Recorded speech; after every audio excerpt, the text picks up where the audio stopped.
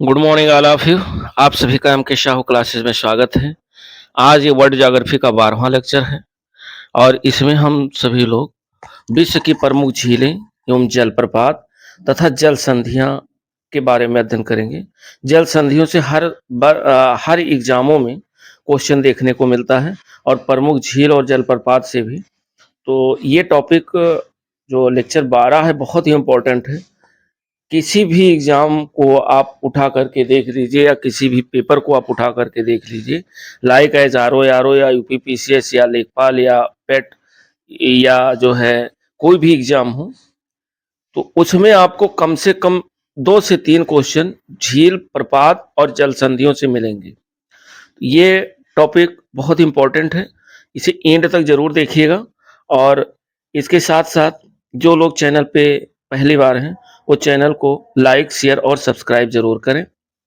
और इसी के साथ मैं एक चीज़ और बता दे रहा हूँ कि जो महेश बर्णवाल की एनसीईआरटी चल रही है उसमें हमने इंडियन पॉलिटी कंप्लीट कर ली है, इंडियन ज्योग्राफी कंप्लीट कर ली है और उसके साथ-साथ जो टॉपिक कंप्लीट हो गई है, जैसे इंडियन पॉलिटी कंप्लीट हो गई तो इंडियन पॉलिटी के आपके एमसीक्यू मिल रहे हैं। साथ ही साथ अब जैसे विश्व का भूगोल आपका कंप्लीट होगा, तो विश्व का भूगोल और भारत का भूगोल, इससे रिलेटेड जो है एमसीक्यू आपको टॉपिक वाइज़ जो है मिलेगी। तो अगर वन लाइनर ये आपका एनसीईआरटी सार संग्रह कंप्लीट हो जा रहा है, तो फिर ऑब्जेक्टिव क्वेश्चन जब आप हल करेंगे, तो उसमें कोई भी प्रॉब्लम नहीं होगा और एक कॉन्फिडेंस के साथ आप आगे बढ़ेंगे। तो वीडियो को देर न करते हुए वीडियो को शुरू करते हैं और वीडियो को लाइक, शेयर और सब्सक्राइब ज़रूर करें। हम लोग इसमें देखते हैं कि झील, पहले हम देख लेते हैं कि झील के प्रकार इसमें दिया हुआ है कि झील के जो प्रकार हैं वो कितने प्रकार के होते हैं। तो झील जो है 3 प्रकार की होती हैं। एक तो निर्माण प्रक्रिया के आधार पर झीलें, दूसरा है जल की प्रकृति के आधार पर झीलें और तीसरा है उत्पत्ति के आधार पर झीलें। तो निर्माण प्रक्रिया के आधार पर जो झीलें हैं इनको 2 भागों में बाँटा गया है।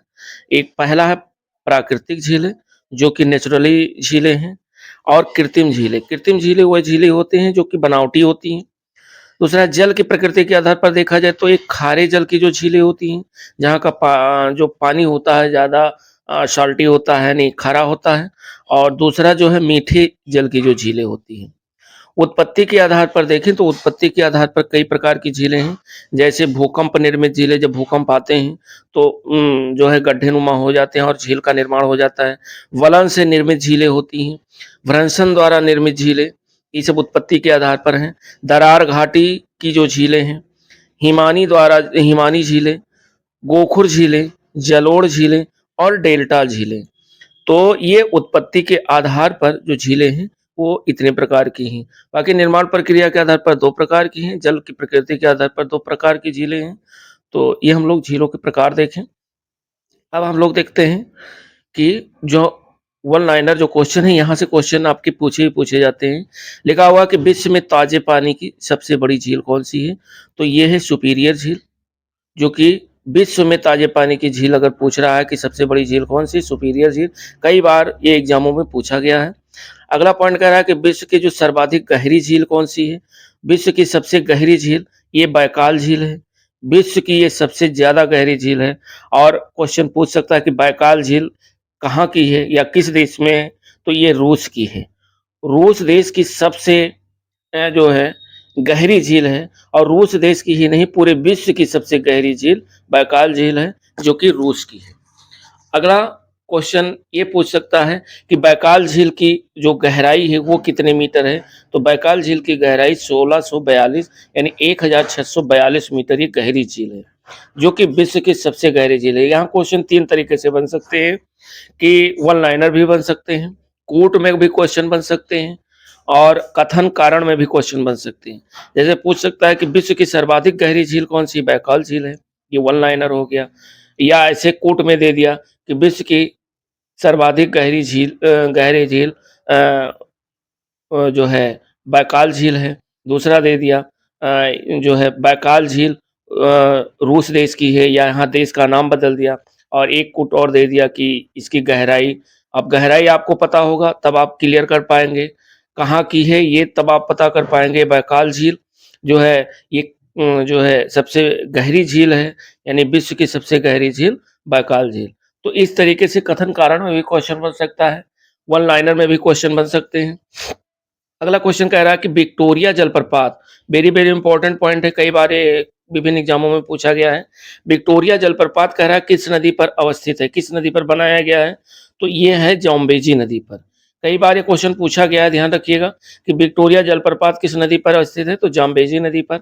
अगला क्वेश्चन है कि नियाग्रा जलप्रपात भी कई बार पूछा गया है। नियाग्रा जलप्रपात ये कनाडा और संयुक्त राज्य अमेरिका के मध्य में स्थित है, यानी जो नियाग्रा जलप्रपात है ये कनाडा और संयुक्त राज्य अमेरिका के बीच में स्थित है। अगला पॉइंट कह रहा है कि क्षेत्रफल और आयतन, क्षेत्रफल में भी और आयतन के आधार पर खारे जल की विश्व की सबसे गहरी झील। अगर क्षेत्रफल के आधार पर पूछा जाए, आयतन के आधार पर पूछा जाए और ये पूछा जाए खारे जल की विश्व की सबसे गहरी झील कौन सी है, तब आपका हो जाएगा कैस्पियन सागर। और अगर ये क्षेत्रफल आयतन नहीं दिया हुआ है तब आप जो है बैकाल झील लगाएंगे।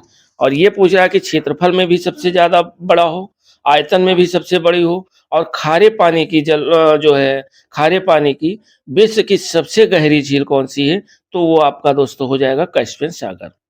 अगला पॉइंट कह रहा है कि प्रसिद्ध अंगुली नुमा जो झीलें हैं वो किस देश में स्थित है। कई बार एक क्वेश्चन पूछा गया है, बहुत इंपॉर्टेंट पॉइंट है। जो अंगुली नुमा जो झीलें हैं ये किस देश में स्थित है, तो ये स्थित है संयुक्त राज्य अमेरिका में स्थित है। और यहाँ 11 झीलों का ये समूह है, 11 झीलों के समूह को अंगुली नुमा झील कहा गया है। और ये किस देश में स्थित है, ये स्थित है संयुक्त राज्य अमेरिका में। अगला जो पॉइंट है ये भी बहुत इंपॉर्टेंट है, कह रहा है कि विश्व का सबसे ऊंचा जलप्रपात कौन सा है, तो विश्व का सबसे ऊंचा जलप्रपात एंजिल जलप्रपात है। ये कई बार विभिन्न एग्जामों में पूछा गया है, ध्यान रखिएगा कि विश्व का सबसे ऊंचा जलप्रपात एंजिल जलप्रपात है। अगला पॉइंट कह रहा है कि ग्रेट साल्ट लेक, यानी ग्रेट साल्ट लेक ये किस श्रेणी की झील है, तो ये ग्रेट साल्ट लेक जो है ये द्रार घाटी की झीलें हैं, यानी रिफ्ट वैली की जो झील है। अभी आपने झीलों के प्रकार आपने पढ़ा तो उसमें दरार घाटी की प्रकार की झील भी आई थी। तो यही पूछ रहा है कि ग्रेट साल्ट जो झील है, लेक है, वह किस श्रेणी की झील है, तो ये दरार घाटी की झील है। यानी रिफ्ट वैली के माध्यम से जो झीलों का निर्माण होता है वो उस तरीके की ग्रेट साल्ट जो है लेक आपकी है। अगला पॉइंट हम लोग देखते हैं कि विश्व के पूछ रहा है कि विश्व के सर्वोच्च जलप्रपात कौन से हैं। ये क्वेश्चन यहाँ बहुत इंपॉर्टेंट है, पूछ लेता है जलप्रपात देश। तो एंजिल जलप्रपात ये वेनेजुएला देश में है, और टुगेला जलप्रपात दक्षिण अफ्रीका में है, और योसेमाइट जलप्रपात इस संयुक्त राज्य अमेरिका में है। सुंदरलैंड जलप्रपात न्यूजीलैंड में है, और बोलोमोम्बी जलप्रपात ये ऑस्ट्रेलिया में है। फिर अगला है गायरवेन जलप्रपात, गैवेरने जलप्रपात ये फ्रांस में है, और टाइसेफालेन जलप्रपात ये नॉर्वे में स्थित है। रिचन वाइक्स जलप्रपात ये स्विट्जरलैंड में है। मार्डल्स फोशन जलप्रपात ये नॉर्वे में है, और रिब्बन जलप्रपात संयुक्त राज्य अमेरिका में है।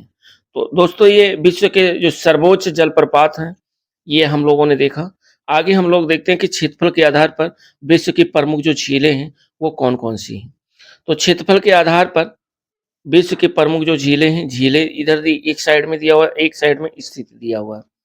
जैसे कह रहा है कि कैस्पियन सागर, कैस्पियन सागर क्षेत्रफल के आधार पर विश्व की प्रमुख झील, जो कैस्पियन सागर झील है ये कजाकिस्तान, रूस, तुर्कमेनिस्तान, अजरबैजान व ईरान में स्थित है। यानी इतने देशों की सीमाओं के साथ ये कैस्पियन सागर लगता है। अगला है जो सुपीरियर झील, वह कनाडा व संयुक्त राज्य अमेरिका के मध्य स्थित है, सुपीरियर झील। विक्टोरिया झील की बात करें तो युगांडा, केन्या व तंजानिया के मध्य स्थित है। अगला जो है ह्यूरॉन जो झील है ये कनाडा व संयुक्त राज्य अमेरिका के मध्य स्थित है।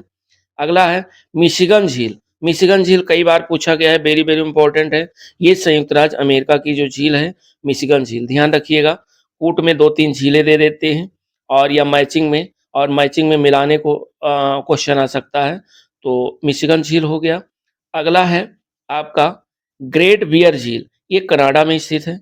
और ग्रेट स्लेव झील, ये भी कनाडा में स्थित है। ईरी झील, ये कनाडा एवं संयुक्त राज्य अमेरिका के मध्य स्थित है। ईरी पूछा गया है।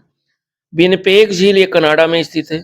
ओंटारियो झील जो है ये कनाडा व संयुक्त राज्य अमेरिका के मध्य स्थित है। लाडोगा झील, ये रूस में स्थित है।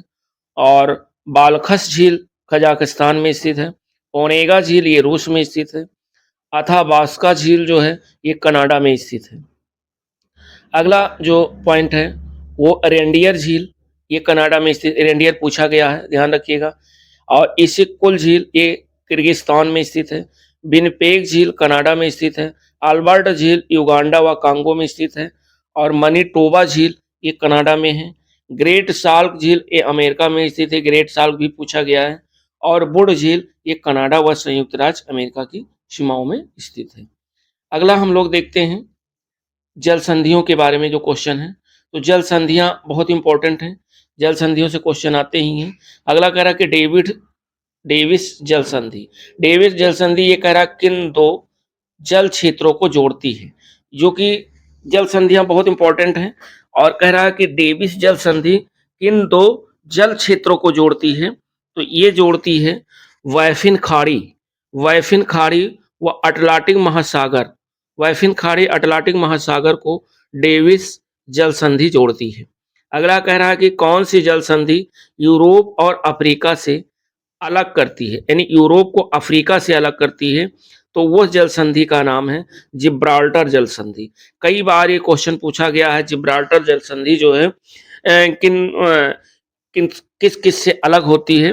तो यूरोप को, जो जिब्राल्टर जल संधि यूरोप को अफ्रीका से अलग करती है, यूरोप को अफ्रीका से अलग करती है, यानी यूरोप महाद्वीप और अफ्रीका महाद्वीप को अलग करने वाली जो जल संधि है वो है जिब्राल्टर जल संधि।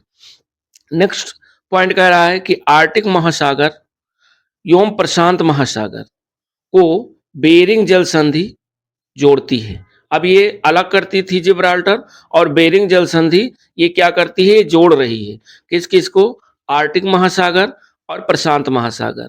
आर्कटिक महासागर प्रशांत महासागर को जो जोड़ने का काम कर रही है वो बेरिंग जल संधि है। क्वेश्चन जल संधि से जरूर आते हैं, हर एग्जाम में आपको देखने को मिलते हैं। और करना क्या है, मान लीजिए एक बार में आपका नहीं कंप्लीट हो रहा है, नहीं रिवाइज हो रहा है, तो एक बार और अगर आप देख लेते हैं तो आपके एक कॉन्सेप्ट दिमाग में रहेगा कि हाँ ये जो है इन जो है सागरों को, महासागरों को जोड़ती है। तो बेरिंग जल संधि हो गया। अगला है हार्मुज जल संधि। हार्मुज जल संधि कई बार आर पीसीएस में भी पूछा गया है। तो हार्मुज जल संधि ये पूछ रहा है कहाँ स्थित है, वेरी वेरी इंपॉर्टेंट पॉइंट है। हार्मुज जो जल संधि है वो फारस की खाड़ी तथा ओमान की खाड़ी के मध्य स्थित है, यानी फारस की खाड़ी और ओमान की खाड़ी के मध्य स्थित जो जल संधि है उस जल संधि का नाम है हार्मुज जल संधि। अगला क्वेश्चन कह रहा है कि एशिया को उत्तरी अमेरिका से, एशिया महाद्वीप और उत्तरी अमेरिका महाद्वीप को कौन सा जल डमरू मध्य अलग करता है। ये अलग करने की बात हो रही है, ये बेरिंग जल डमरू मध्य है। और यहाँ देखिए बेरिंग जल डमरू मध्य इधर भी था, लेकिन ये आर्कटिक महासागर और प्रशांत महासागर को जोड़ने का काम कर रही है। और यहाँ बेरिंग जल संधि एशिया महाद्वीप और उत्तरी अमेरिका महाद्वीप को अलग करती है बेरिंग जल संधि।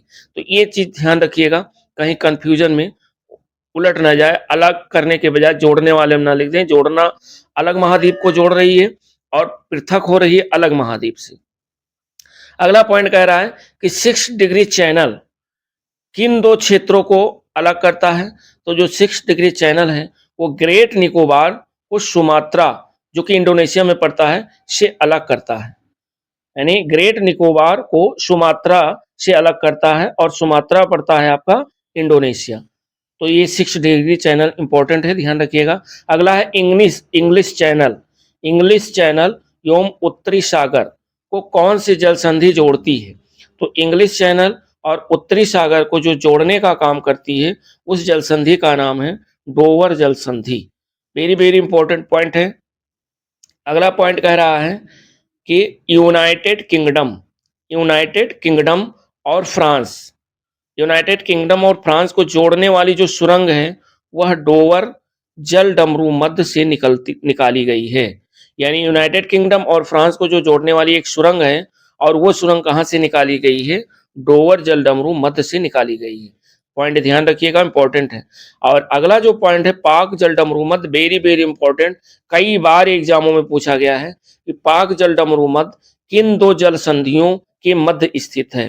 तो पाक जलडमरू मध्य मन्नार की खाड़ी और बंगाल की खाड़ी, मन्नार की खाड़ी और बंगाल की खाड़ी के मध्य स्थित है।